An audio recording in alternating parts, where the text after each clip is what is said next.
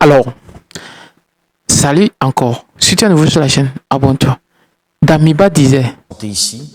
Le pays me manque évidemment, mais je suis également dans de bonnes conditions à Lomé et je suis tout autant pressé de retrouver le pays de mes parents et de mes grands-parents. Donc ça vous manque le pays, il va falloir que vous pensiez, je pense que vous pensez régulièrement. et voilà, c'est ce qui s'est passé lors de l'interview avec M. Alain Foucault. Alain Foucault l'a demandé, Monsieur le Président, comment allez-vous? Il dit, je me bien, je me porte bien, mais je suis pressé de voir le pays de mes ancêtres. Et là, depuis lors, Damiba était pressé. Et il était toujours pressé. Mais comment faire pour rentrer au Burkina? C'était la question. Comment faire pour rentrer au Burkina? C'était l'interrogation. Et je pense qu'il a passé par tous les moyens pour rentrer au Burkina. Mais comme ça ne pouvait pas avoir de succès, il était obligé de tenter l'autre voie, qui était coup d'État.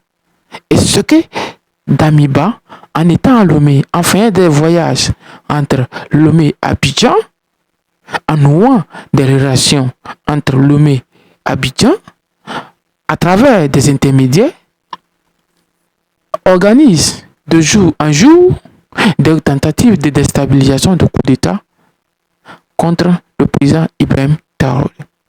Ce qui se passe entre le capitaine Ibrahim Traoré et le président Damiba, ce n'est pas un jeu, mais c'est une affaire sérieuse. Parce que ce qui se passe là, si les Burkinabés, surtout la garde rapportée, protecteur du capitaine Ibrahim Traoré, ne prend pas au sérieux, un jour, ça pourra arriver. Parce que M. Damiba, il était pressé depuis.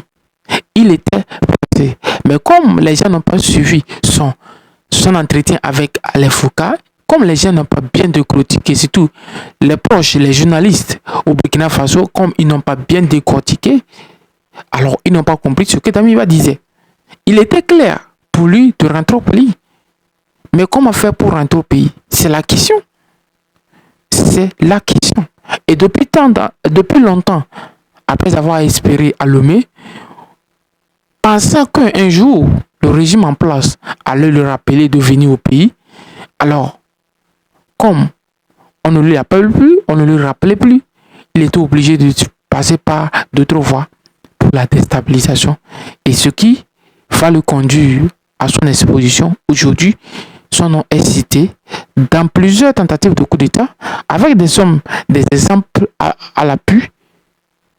Parce que Damiba, quand il a fui le pays, au début, on versait son indemnité, on versait son salaire. Et il était dans l'armée burkinabé. On ne l'avait pas démis de l'armée burkinabé. C'est par après qu'on l'a démis de la fonction dans l'armée du colonel, dans l'armée burkinabé.